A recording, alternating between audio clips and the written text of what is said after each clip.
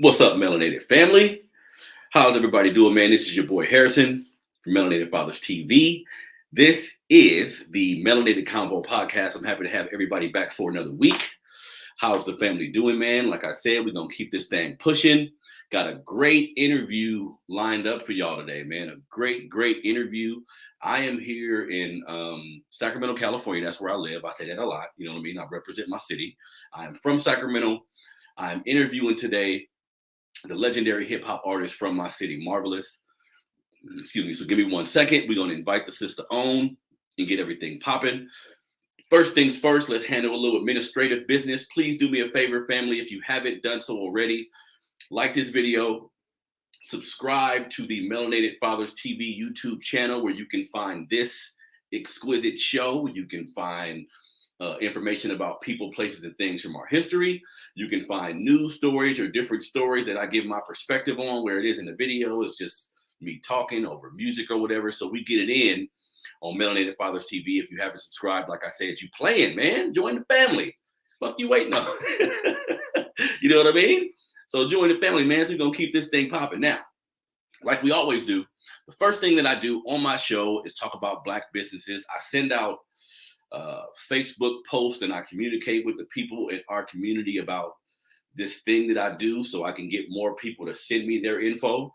So if you know someone who has a Black business, now at this point, I would prefer if it's a Black, it can be in Sacramento or anywhere in the country, of course, but I would prefer if they have a website. I would prefer if they have media information, just as far as pictures and a way for people to kind of get an idea of what they sell. Again, I prefer the website, but you don't have to have a website. As long as you have a way to ship people your goods, as long as you have information that I can provide to the family about what you do, I want to support you, man. We need a lot of little Black Wall Streets all around the United States. You know what I mean? Us supporting each other financially is like an extremely revolutionary act, in my opinion. So again, some people choose to rock with their activism by marching and protesting, by going online and expressing their frustrations about the shit that they see in our society. I get that. I do that shit too. You know what I mean? But it's a lot of different ways that we can affect change in our community. And one of those ways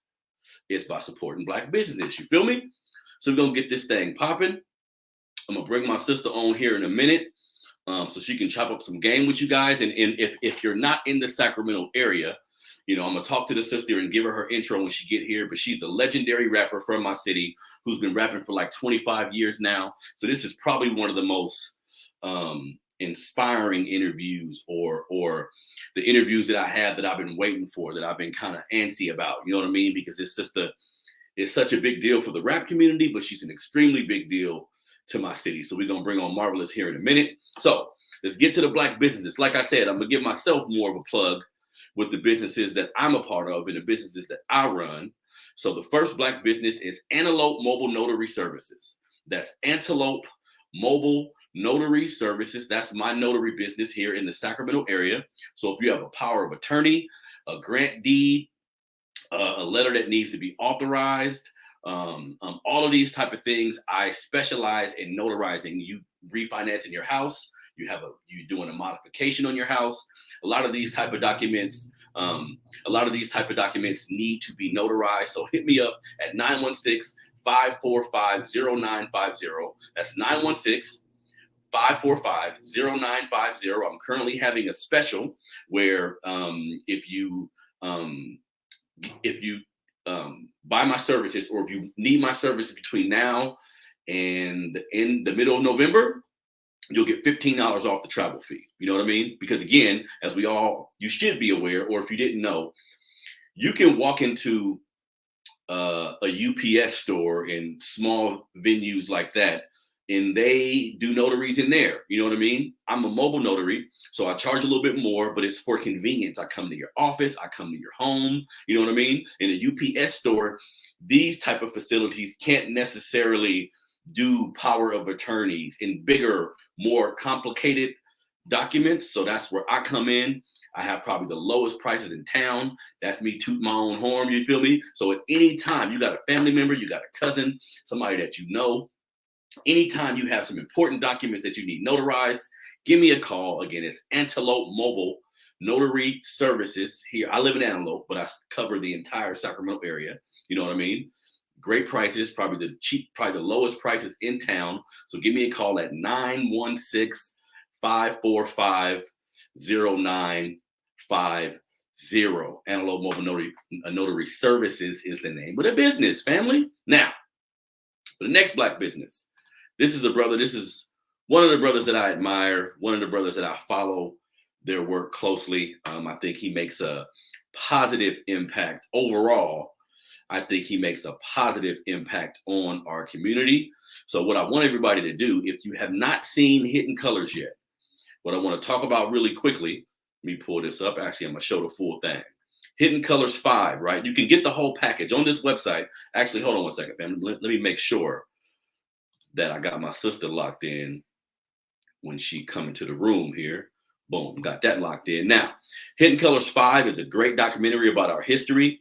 It gets into all of the documentaries, because there are 5 of them at this point. There's Hidden Colors 1 through 5. All of these documentaries take pieces of our history and pretty much breaks down why we are in the situation that we're in now. It's my hope, family, like with my platform and all the shit that I do, I want all of us to become more aware. I won't say conscious, because that's kind of an overused term at this point, but I want all of us to become more aware of who we are, like more aware of what's happened to us in this country, more aware of how we can affect change in this country. And sometimes learning about racism, learning about the injustices that your people has had to go through, learning about the manipulation tactics that have been used on us by the powers that be, this shit should motivate you to want to do something about it. Not something stupid, you know what I mean? Because sometimes when I'm talking about history, I'm talking about the past, people kind of give me shit about it. But my whole point is, if we don't know what the fuck happened to us in the past, how in the hell are we going to move forward? Some of us are aware of the different injustices that we've had to go through, and that's a good thing. Some of this shit is publicized. Some of it's like common knowledge to a degree, but you need to take time out of your day sometimes to read some old articles. Go to Melanated Fathers TV on YouTube and look at some of those videos. Shit, find videos online that you like or that fit you more about history or whatever. Read some books about history. You know what I mean? Like, do the fucking knowledge about what happened to your people, family. Like, that should be important. That should be an important part of every black household, in my opinion. Like, we should know about not to trigger any hate for anybody, not to trigger any contempt for anybody, because African people, black people, melanated people, we are loving people, always have been. That's part of the reason why we've been able to get fucking infiltrated the way that we have. You know what I mean?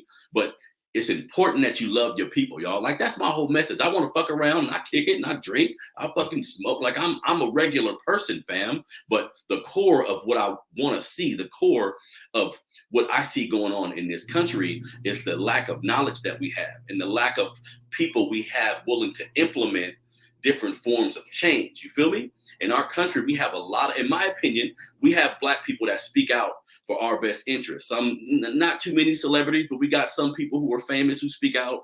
Got a lot of brothers on YouTube that are authors that have podcasts that speak out. A lot of great educators and philosophers that speak out. All of us need to get on that page, family. Like, in your black household, you need to implement some type of education of your goddamn people. Do your research and see where you come from. You know what I mean? Some people like to hit me with, we were here first, meaning we're not from Africa. Well, in my opinion, even if some of us didn't come on a slave ship, ultimately we came from Africa any fucking ways. You know what I mean? So it's okay to embrace where you come from. You know what I mean? So that's the whole point. In me speaking about history, that's the whole point in me doing the businesses to a degree, because it's important that we wake up to me, y'all. Yeah, we can have fun.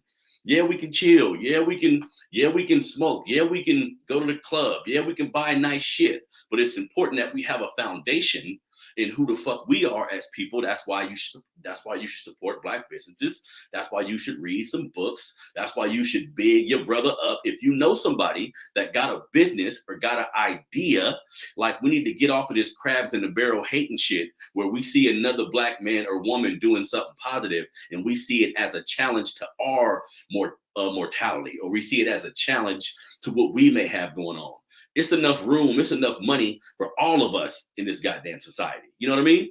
So it's important that we support each other. So on this website, you can see they have a bundle where you can get all 5 hidden colors. It's a box set here. You can get all 5, 1 through 5, for just $89, family. That's $100. He got a couple shirts on here about the foundational Black American ideology that he be pushing, you know what I mean? But the movies is what I really want to tell y'all about. So do me a favor and go to hiddenscolorsfilm.com. We spend a lot of money on other shit that don't got nothing to do with empowerment, that don't got nothing to do with being self-aware. Mix your shit up a little bit, man. Like I said, you like going to a strip club, you like fucking watching football or chilling. Like, none of us are in a position to judge another person about what they choose to do with their free time, about what they choose to do with their life, right? That shit is really on you. But the way I see it, I'm gonna keep it real. I kind of judge people about what they do in their free time. You know what I mean? I'm sorry, wrong choice of words. It's revealing to me who a person really is based on what they do with their free time. Because some of us are in positions where we have to work a regular job, and you may not like your job. This may not be the shit you thought was gonna be your future. Like, you may not have been thinking you was gonna work for SMUD. You know what I mean? But that's cool. That's cool. Get your money. Like, support your family. Create some financial structure for your family so you ain't gotta be out here struggling. Because we should all understand, if you struggling, if your stomach is growling, that's when you start doing foul shit. You see what I'm saying? So it's cool. Do something. Work with your family. Create a business. Work a job if you need to. But family, you need something on your own. That's what I was getting to. If you have to work a regular job, that's cool. But you need something on your own. You feel me? You need something on your own. And movies like Hidden Colors, it just gets the wheels turning. Like, to understand what's been done to your people, to understand what's been done to us, not to provoke you to do some foul shit, but to motivate you to want to get out and help. You feel me? So my guest has arrived. We're going to get this thing popping. Give me 1 second. Hold on one moment here. Let me bring her on the stream. What's going on, Marva?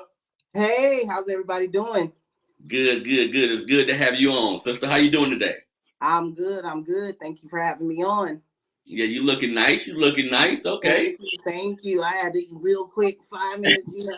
Yeah, definitely. So I was just telling everybody before you came, because on my show, the Melanated Convo podcast, really, I just interview people from our community. Some people who are authors, entertainers, fathers who just be going through shit. You know what I mean? So the primary focus of the platform is always to be a little entertaining, but find a way to empower our people. You know what I mean?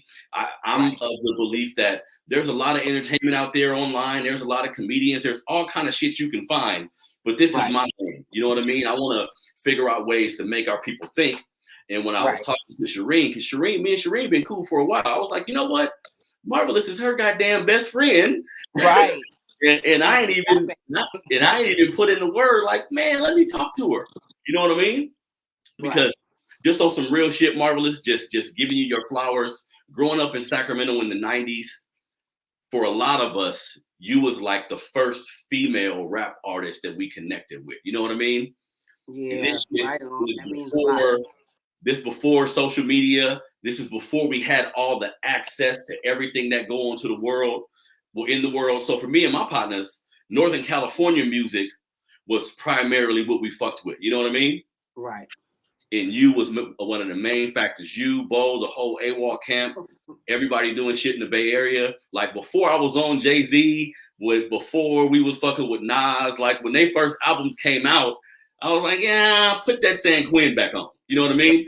Yeah. It took us a while to be able to appreciate that culture. We fuck with the Big Daddy Kanes and the Rakims and all these guys, but we wasn't listening to that shit when we was kids. You know what I mean? We was more or less listening to what we had available to us. So the first thing I wanted to start off with you, because again, this is personal for me because I've been watching you for years. So this is just kind of like a lot of shit I want to know. You know what I mean? For So sure. for everybody that don't know, tell everybody where you grew up. I grew up in Sacramento, California, born and raised. Mm-hmm. My younger years were spent. I grew up in Glen Elders, also known as the Creek. Mm-hmm. But I pretty much lived in every neighborhood in Sacramento at some point in my life. But yeah, I'm a native Sacramentan. Definitely. Now, because again, my platform is a lot about family and where we come from and shit like that. So talk to me just a little bit about your family structure. Like, were you raised with your mom and your pops? Actually, no, I wasn't. The most part of raising that I did have came from my grandmother. Mm. And then throughout my life, I've always had my big sister, Angel, that was always kind of like a mother figure / big sister to me. And then, but once I got maybe about 12 or 13, my dad kind of turned his life around, and I was the youngest. So I was actually, I was the only one that got to kind of live with him, with him being clean and kind of having a regular life. I was spoiled from that point on. So yeah, I did get to experience living with my father as a teenager, but yeah, for the most part, it was my grandmother and then just, life. That's interesting. That's because that's not so much of an unfamiliar story. A lot of people in our community, for whatever reason, grandma was there. She held it down. Sometimes she had 9, 10 kids in her house. Yeah. Oh yeah. From different nieces and nephews and brothers who wasn't doing too good, so she had to take them. But that's interesting to me that you say your pop stepped into your life later on. So did that change you at all? Like, did that give you more confidence? Did that make you relax a little bit? Like, I can just be a normal kid? Like, how'd that affect you? I don't think at the time I really tripped off of it. And he was like always in my life. It just wasn't in a traditional father figure role, but Got it. I don't think back then I consciously thought about it, but looking back, of course, I can see that it did create more of a structure for me. And then just, having your dad being a girl, that was like monumental. He wasn't too well versed on how to do it, so he would teach me like how to put a radio in a car, how to fix the alternator, so that was the kind of stuff we did together. But yeah, man, it was beautiful. And those were some of the best times of my childhood. I bet. I think sometimes, like, being in our community, sometimes we lose sight of how important creating some type of structure is for your kids. Right. Like, a lot of the young niggas I be seeing in the street right now doing all this stupid shit that we see week in and week out. I'm always thinking, like, damn, how was he raised? I wonder if he had 2 parents in the home or 1 parent in the home who had structure, who wasn't struggling too much financially, who gave him discipline. I wonder how much of that was a factor, because a lot of times, if that's in place, you won't sway too far. You know what I mean? Yeah. Definitely. Now, so I want to get deep into your rap career here. So this is something that I'm hella curious to know. Like, how did you start rapping? Were you one of them kids who was listening to rap and was always writing, or how did your journey start? Yeah, I think one of my first albums, my first rap album was Rapper's Delight. And it was like, when I got that album, I kind of knew that was what I wanted to do, So for me, it started at a very young age. I think I was maybe 9, 10. And it was, I didn't really talk a lot, as a kid and all that stuff. So once I started rapping and saw that people, was like, wow, like amazed by it, I was like, okay, this is what I'm doing. But I always kind of knew that I would be doing something pertaining to entertainment. Because that's what we did. My brothers and sisters, we would always sing or dance or play Make Me Laugh. We was always entertaining one another because, we didn't have much. So that was our form of entertainment, was us all entertaining each other.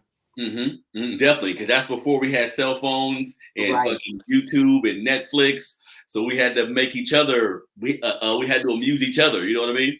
Most definitely. Definitely. Now, so did you like when was like the first time you got into the studio? Because my first time hearing you, of course, was with AWOL Records. Was there like some music or something before that time?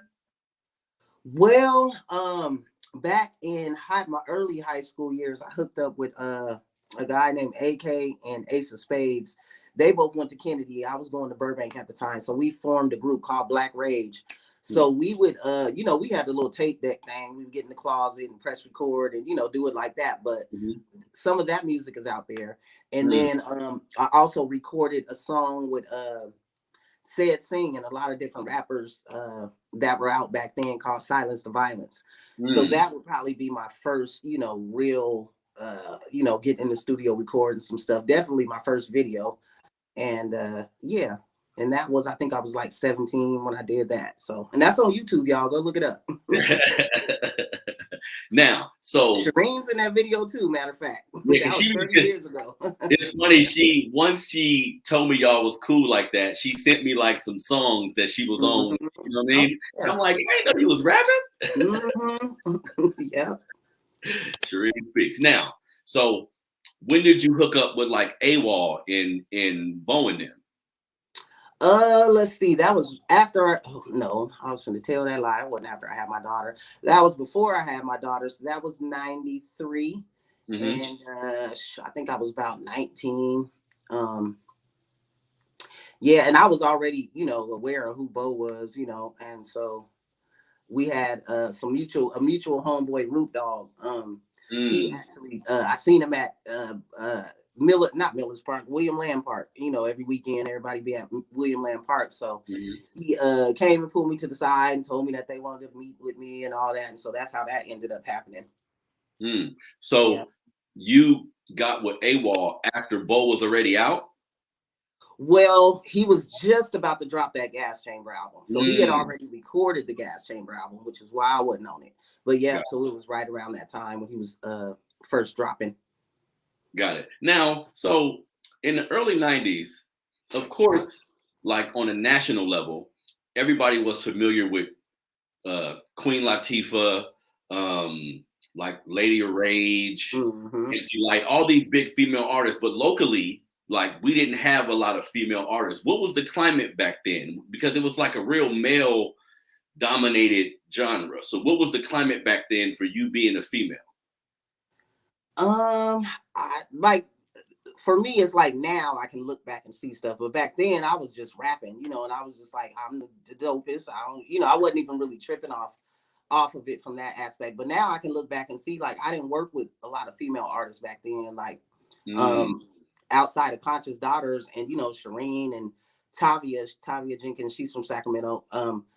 I didn't work with any female artists, so it was a lot. I think, it was, I don't know if it was the industry or just the way it was, but I think we were kind of all like pitted against each other. I think that intermixed with like me, I came from initially battle rapping. So that's how I approached every situation. Like, I wasn't really tripping off of what nobody else was doing. I just thought I was the dopest and that was just it. So I wasn't even really focusing on anybody else back then. I was just in my own little world doing me. But I can look back now and see that if we would have had more unity as far as the female artists go, I think the force would have been a lot more powerful. But it's funny you say that you come from like a battle rapping type of background, because even to a degree now, like most men, we have certain female rappers that we fuck with, but it's really about the bars, you know what I mean? And back when you was starting, that was before, like, we wasn't really rocking with the Little Kim or any woman who was like, her music was sexually driven, you know what I mean? Right. That shit really didn't appease to a lot of men.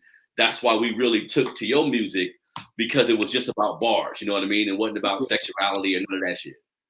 Yep, I went from battle rapping to just full Black Power rap to gangster rap, I guess. So I've been all around the world with it. But it's all a mixture, and it's a blessing to be able to always go back to your roots. Most definitely.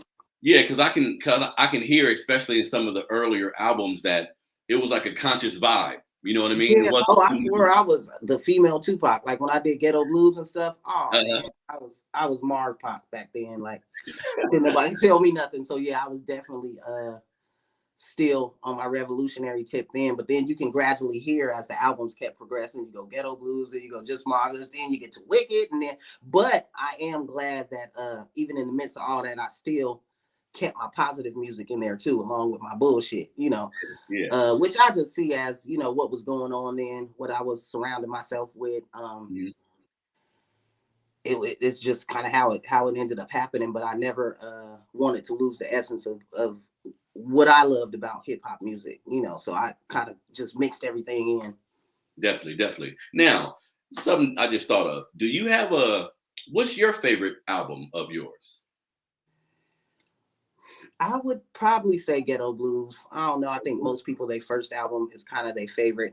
Well, yeah. Okay. I'm gonna just say Ghetto Blues. Okay. Yeah. I was pregnant with Lil Marv then. I was like just super, super happy to be recording, you know, my first album. That was around the time I met Pac. You actually met Pac? No, that was a couple of years after that. But that was during that album, when I was recording that album, I would have Tupac's pictures stuck to the thing right there. You know, I was just like the biggest Tupac fan. So actually a couple of years after that, I ended up linking up with Pac and doing a song. But it was like that era, you know, so and I feel like that album is probably out of my earlier albums, I think that one is probably one of the ones that truly spoke, you know, from the essence of who I am. So yeah, I would pick Ghetto Blues. Yeah, for me, it's probably a toss up between Ghetto Blues and Wicked. Yeah, that was gonna be my second pick. Yeah. Yep, I really enjoy both. Hey, but check it out. I didn't know you did a song with Pac. Yeah. Yeah. Damn, you was in the studio with him? In the studio. Guess what I'm gonna say now? What? Shireen was there too. Was she? Yeah. You know, back then on Southwest they had Friends Fly Free. Yeah. So please believe my vocalizations came with me. But yeah, man, it was definitely a dope experience. But now looking back again, it makes me understand even more the power of manifestation. Because on that Ghetto Blues album, you know, at the end on the credits, I was like, Tupac, you know, do a song Tupac and all that. So it ended up happening. So yeah, that was a wonderful thing for me. Now, was his energy in person everything we seen on camera? You know what I mean? Yeah, most definitely. Yeah, 100%. Yeah, he was like, yeah, he was very much so the center of attention. He was funny, you know. He was work though. It wasn't no. He was funny and it was giggles and jokes and all that. But it was when it was time to work. It was time to work. It wasn't no playing no games when you got in that booth. But outside of that, you know, it was so much fun. Damn. Now, can we find that song somewhere? Was it on one of his albums or? They actually ended up, you know how they'll drop stuff and then put other people on it. So it ended up, I forgot who they ended up putting on it, but it's not even the original beat. But you can go find it on YouTube. It's called Never Be Peace. And it's me, Tupac and Storm, and it's featuring Danny Boy, produced by Johnny J. Oh shit. Damn. Yeah. That's some history right there. Now, another question I got for you, because I always wondered this. From like your perspective, what happened with AWOL Records? Because that was for us, that was like Death Row before Death Row, almost like with the La Rues and the Lunatic, like Killer Tay. It was a dope ass roster of some dope ass MCs. Like from your, because you know we don't get the backstory on shit. From your perspective, like what happened to make everybody kind of go their own way? Well, now, you know, we just a lot older, but I wouldn't say it was more so a business thing, you know, when things kind of went haywire on the business end, it kind of created division, but not amongst, like, you know, after AWOL, there's West Coast Mafia, which is right here. So that's still all of us, you know, we just up under the West Coast Mafia umbrella. So we still all rock together, you know. So that part of it is a beautiful thing. But I understand people the AWOL legacy, you know, is a very powerful one. Mm-hmm. But you know, sometimes you just outgrow things. People have different mindsets, different, you know, whatever. And so that's what that was. That's what it was for me. But being as close as we were as artists, you know, Bo created West Coast Mafia, and that's what we've been rocking up under ever since. As far as our unification, we also still have, like, I have Marvaless music. Killer Tay has Gorilla Gang, Lunatic has Sickle Cell. You know, so everybody got their own thing they doing, but you know, for me, it's always gonna be West Coast Mafia for sure. Definitely. Now, so being in the game 25 years, congratulations on that, by the way. 27. 27. Okay, 27. Well, you know, Ghetto Blues came out in 94, and it's always easy for me to keep track because I was pregnant with Lil Marv, so I know when she turned 27, Ghetto Blues turned 27. Because I get mixed up sometimes. I'll be like, no, wait a minute. But yeah, it's 27. That's dope right there. So hip hop has changed so much since like the early 90s. Like, what's your being somebody that's involved in it? Because we have a perspective from the outside in looking, but we don't know how hard it is to go in a studio and do something. So we can look at some of these little dudes who using harmony and the shit just kind of sound different to us because we're a little older. Like, we got to get used to it almost. Like, right. What's your overall view of the new era in hip hop and how everybody doing their thing?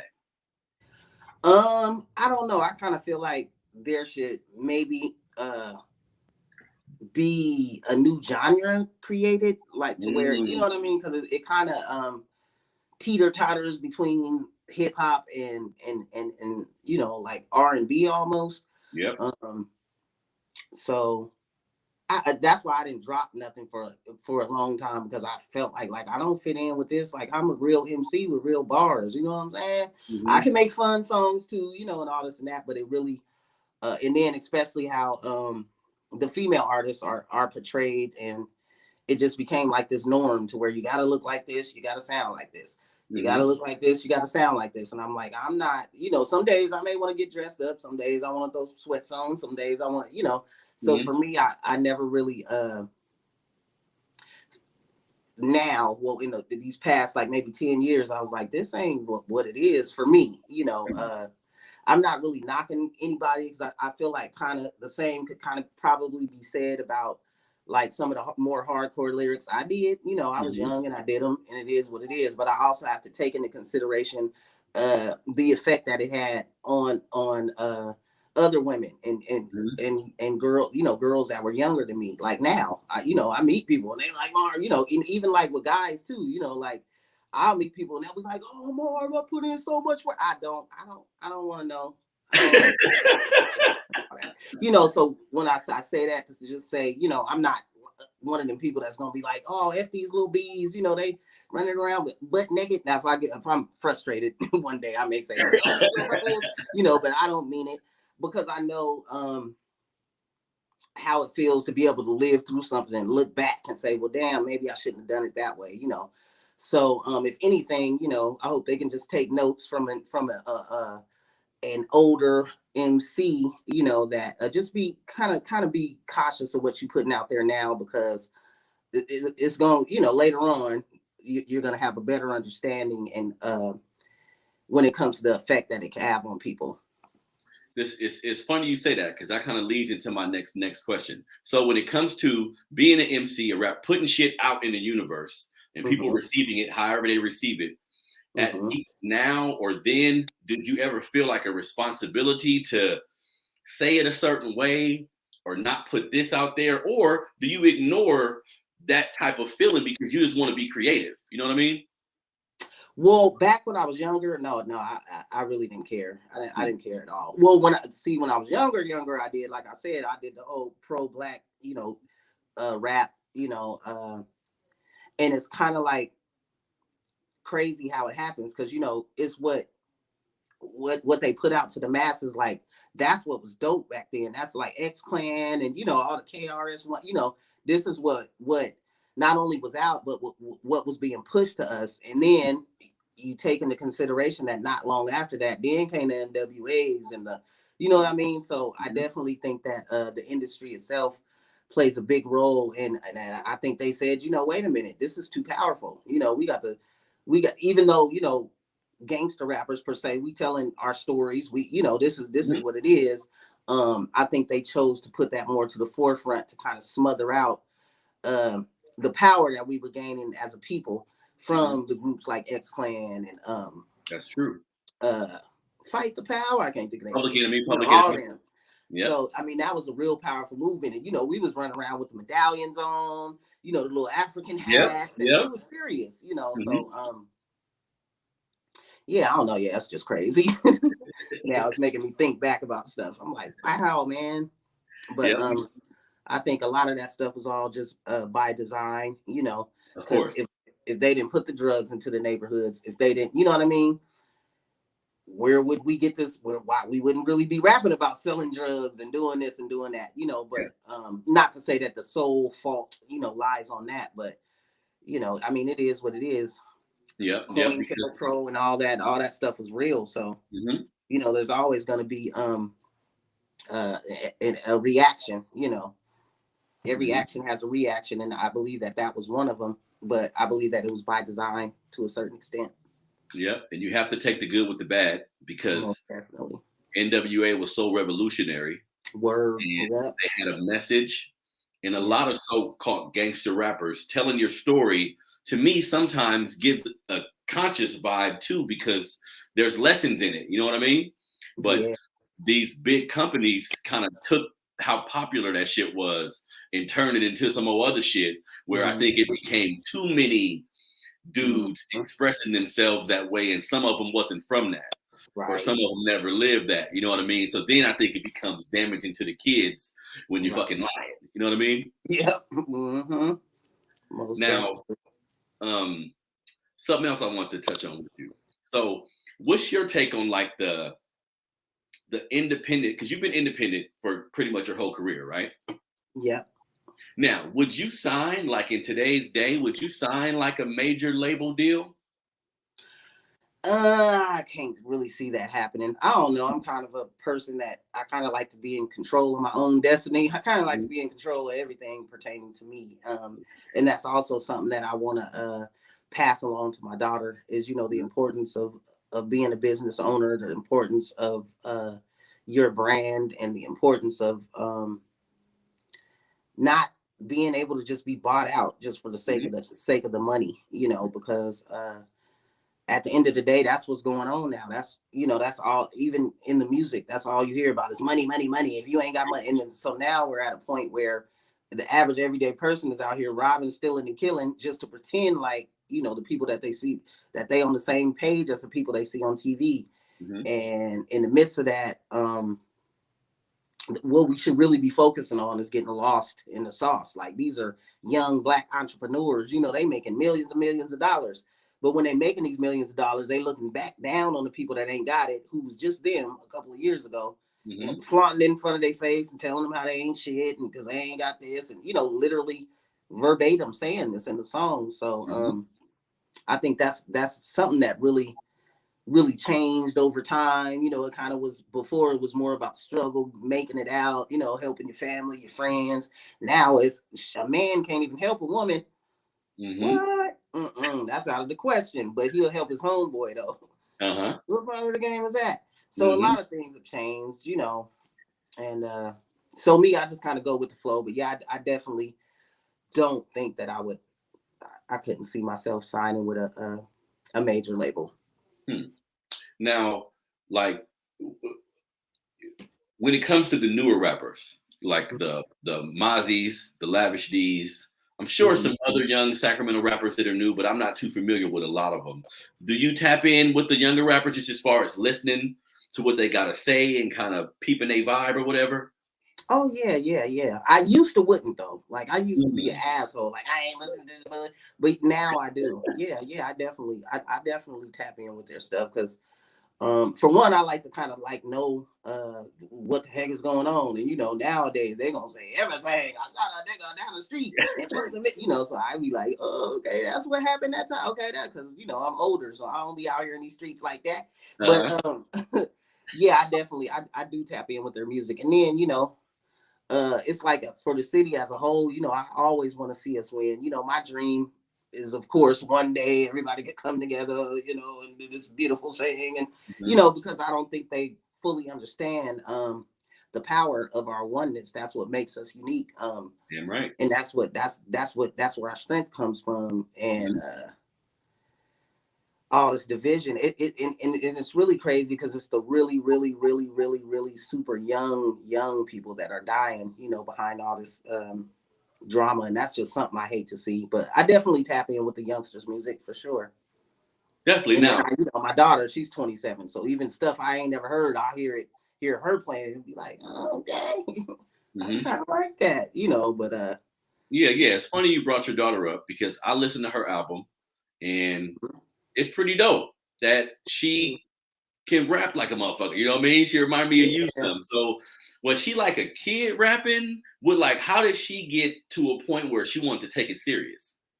Well, when she got maybe about 17, when she was like 14, 15, maybe, she came to the studio with me and did a little rap. And that was her first time getting in the booth and stuff. And so then, maybe about 3 or 4 years after that was when she came to me and told me that this was really what she wanted to do. And she spit a little rap for me. And now, we talk about it. She tell me how nervous she was. And I'm like, why, girl? I'm your mom. But she's like, I know, but you're still marvelous, mom. But I'm like, anyway.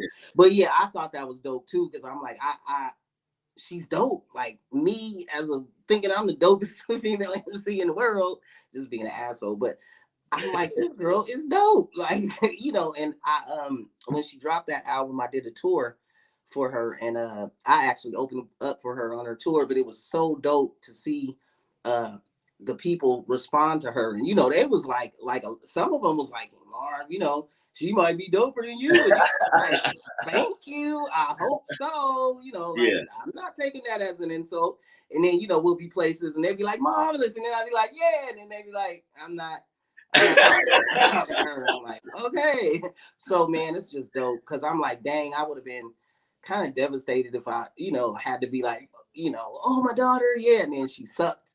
Like that would be bootsy. So I'm glad that she's like really, really, really dope. And even though, I'm her mom, so she's gonna, have some of my formulas, she still has her own little swag and all that. And she I just try to keep her on track because, she's a conscious rapper too, but she's also young, and she also, likes to kick it and all that, So I want her to make her party music or have fun music, but I also want her to stick to the essence of who she is, Yeah. Yeah, because I just seen a video a couple months where y'all was going back and forth with each other. Oh yeah, that's on her album, Like Mother Like Daughter, and that's also the EP we're working on now, Like Mother Like Daughter. I don't think there's ever been a mother and daughter rap album yet, so we're working on that now. Yeah, no, it hasn't. Yeah. So that's good to see. And Cherie was telling me something about she has a clothing line or something out right now too. Yeah, High Visionary. Her website is highvisionary.com. Yeah, she got sweatsuits, t-shirts. I mean, she's dope. She does the stack jeans. She sews a lot of her own stuff. So yeah, that's what I was saying when I wanted to really keep her well versed on what it's going to take for her to be an entrepreneur and she is doing good. her clothing line is doing really good. And so yeah, I'm really proud of her, that she's building her brand from the ground up. She of course, just everybody calls her Little Marv. Even she could be out, I ain't nowhere around, people be like, you look like Marvelous. So that's just what it is. But outside of that, I'm glad that she's building her own brand, with her own entity, High Visionary. She's gonna be having her own weed strain coming soon too. So yeah, I'm a very proud mom, most definitely. That's dope because I think anybody in that position, like if you're a great athlete or you're an actor or something and your kid follows your footsteps and they're good at it, because I think as a parent, like you was just saying, sometimes it can be a struggle if they trying some shit and they suck. You know what I mean? Right. And I never told her, like be a rapper, nothing like that. She was of course in the studio with me at, when she was younger and stuff like that. So like I said, I was pregnant with her when I did the Ghetto Blues out on the Ghetto Blues cover. I was like 7, 8 months pregnant. Really? So yeah, so I mean, she was right there when I was in the booth rapping, Ghetto Blues. So I think it was just kind of something that's in her, and I'm just very thankful that I ended up having a kid. She's my only child, and she's very respectful. Like I'm not one of the moms just because I rap and and hella cool and all that. She don't cuss in front of me. We don't play them type of game. She don't get smart. I don't censor her when it comes to her music because no one censored me. So she grown, but we don't play them type of games. It ain't no like we just buddy. She could be like, oh, motherfuckers came. No, we don't do none of that. So I'm thankful for that, because I cussed a lot, when she was little. So I'm just thankful that she's so not at her though. I never cussed at her. I never even whooped her. So, but she was just one of them kids that didn't really need that. But yeah, she's a very well-rounded individual, and yeah, I'm very thankful. Definitely. So say the name of her clothing line one more time so everybody can go cop something. It is High Visionary, HIGHVISIONARY.com, highvisionary.com. Definitely. So everybody go to that website, cop some of the gear. Actually listen to her album too, because like I said, I was impressed. Being, I think a lot of us who are a little older, the newer music that focuses on harmony, and it's almost like they singing. Sometimes in a certain vibe, I can rock with that shit. But primarily, I want to hear some damn bars. You know what I mean? Definitely, yeah. So it's good to see young people, because there's a lot of young people who still take pride in the art form of it. You know what I mean? And not just a quick money grab. But it seems like a lot of young people, they in it just for the money almost. And you can hear it and tell. You know what I mean? Right. Yeah. I totally agree. Definitely. Now, because you mentioned it was like a 10-year span that you wasn't really fucking with the direction that the music was going.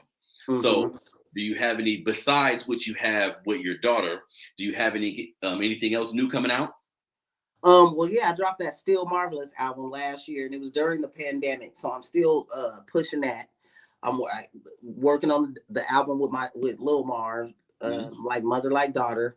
I'm also working on an EP with my homeboys out of the Bay Area in South Carolina called The Starting Five, and that is the official Dirty Don, Mac Green, Big Twan, Lil Marv, and me. It's just an EP we put together. That's gonna be dropping soon. That's called The Starting Five. I'm also I got some surprises I can't mention, but I got some people I'm working with now that I've been wanting to work with forever.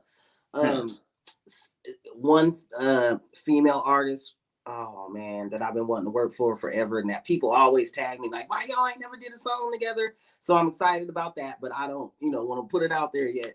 I have to come back when that song is done. And actually I have a couple of artists that I'm working with that are just people that I wanted to always work with over the years. So but yeah, I'll have to come back and do another interview on that. And then I also I have my store, the Queen Biz one stop shop, located here in Sacramento, where I sell all Marvaless everything, as well as High Visionary and some other apparel from different brands. So yeah, that's located out on Fair Oaks. Okay. So yeah, man, I'm just trying to keep it lit. I just got back from Reno. I did a show out there with Howard Hewitt. Danny Glover was a speaker there. Juanita Wynn, JoJo from Troop. It was called Break the Silence Extravaganza, and it was for victims of domestic violence. So yeah, man, I'm just blessed to still be rocking and booked and busy. Yeah, that's what I was gonna say, because Shereen was telling me that you still doing shows and you still out there getting it, and that's hella inspiring to me to see somebody doing something for over 25 years. Because a lot of Americans, a lot of people got a job. A lot of people got to go punch a clock. You know what I mean? So to be doing something that you love is definitely a blessing. Now, how does that feel to you? Like, do you feel like when you're in the streets and when you go places, do you feel like you a legend? Do you feel like just a normal person still? Like, how does that feel? Well, I don't know. People always say you too humble and you do this and I don't know. I never wanted to be famous. Like that never was my thing. Like I want to be famous and not knocking nobody that does, but that kind of was. It just kind of doesn't go with my personality. Like I'm more of a introverted person, but I definitely do appreciate, the love that people give me, and it can be awkward sometimes, just like I said, because of my personality. But man, that's what keeps me going. You know what I mean? As far as putting music out, when people want to hear your music, that you be like, I got to get in the booth. I did my little thing a few years ago. I'm retired, and that didn't last long, So, yeah, man, I do it for me, of course, because it's also a form of what's it called? Therapy. Yeah. And for the people, like it's a beautiful thing to 27 years later for you to still have a fan base and not have been like all mainstream, like that's dope. So yeah, I definitely it's beautiful. It's beautiful, and I'm just blessed. Definitely. Wait, so you said a couple years ago you was thinking about retiring. Was it like just being tired of the music game? Was you thinking Yeah. about doing something else? What will make you want to No, retire? yeah, it was just being tired of the music game. I was like, this ain't it. Because it just was kind of like, back then it was, the thing about it now is everybody raps. Like if you look on TV, you'll see all the, like if you go, I go on YouTube, all this stuff will pop up. Rapper gets shot. Rapper did this. Rapper killed 50 people. Rapper did, well, that's because everybody raps. Like everybody. So it's like if somebody do something, they're gonna be a rapper that did it because they rap. So it's just like the game is so flooded now, with the internet and everything. It's easy to put some music out and then you're a rapper. So that aspect of it, I think, is kind of what made me like, I ain't gonna do this. But then I had people in my life like, now wait a minute, Dad, you feeling like you don't fit in and all this and that. That's what makes it dope. You're still different from what people would probably consider the norm when it comes to a female MC. So yeah, that's what made. And then I had started the Queen Biz movement, maybe I think it was 2007 or 8. But I had went on tour and I was in Colorado and I met an artist named Solo. Like I was judging this show and she was one of the performers and she was just so dope. And so after the show, I ended up getting her number. We ended up linking up. So she ended up being my little sis / my little protege, but so she, these last few years, like she had been begging me, like, please drop an album, sis. Like we need you, like the female artist, And so she ended up passing away last year. And so that is what really, just made me drop that album last year. And I actually dropped it on her birthday. So yeah, that was monumental for me. And then right after she passed away, but maybe like 2 months later, Doey Rock passed away, Kahali. And, we grew up together in the creek.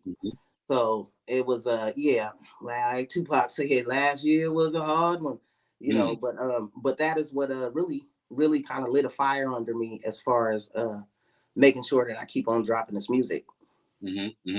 Now, something else you just mentioned that I want to get your opinion on before we get out of here. Do you think like because making music now, you can literally do it from your computer, right? Like you don't need to go in the studio. You don't need to book studio time. You don't need to take that step that requires like a sacrifice of time and money. Do you think being able to make music so easily has created, like you said, there's so many rappers. Do you think it made it watered down where people don't got to focus on building a sound and you know what I mean? Yeah, because now though your sound don't even matter. All you got to do is be a clown. All you got to do is literally get online and be a clown or say some stuff, that don't make no sense or do some stupid shit. And then you're famous, and then you may rap too, and okay, that's good. But it's like the essence of hip hop is slowly crumbling away, And so that's why I'm glad, my daughter still, she understands it. And so, the generation, that love her and that she passes it along to, like how Tupac said, I may not change the world, but I'm gonna spark the brain. Well, he sparked many brains, and that's powerful. And that's something that's gonna resonate over time and through generations.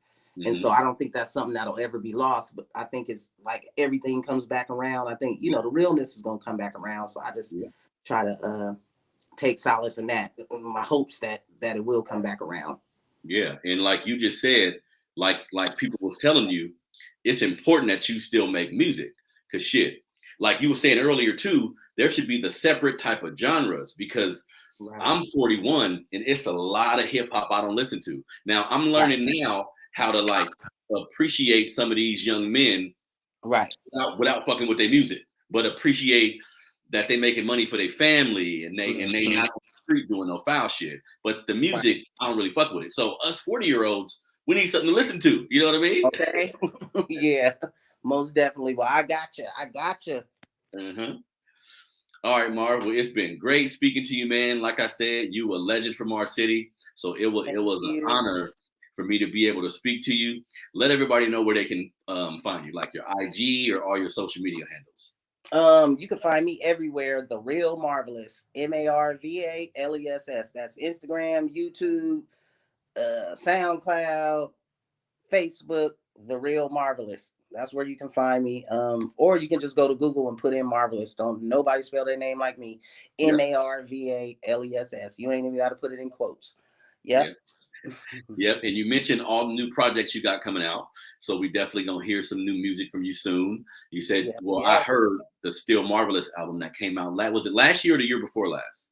That was last year. Yep. That was last year. Yep. So I heard that. So yeah, sister, I appreciate your presence in the game, man, and just keep on going, because the real hip hop, like you said, is dwindling, and you can find it, but at times you got to look a little bit too damn hard. You know what I mean? Yeah, you got to do some searching.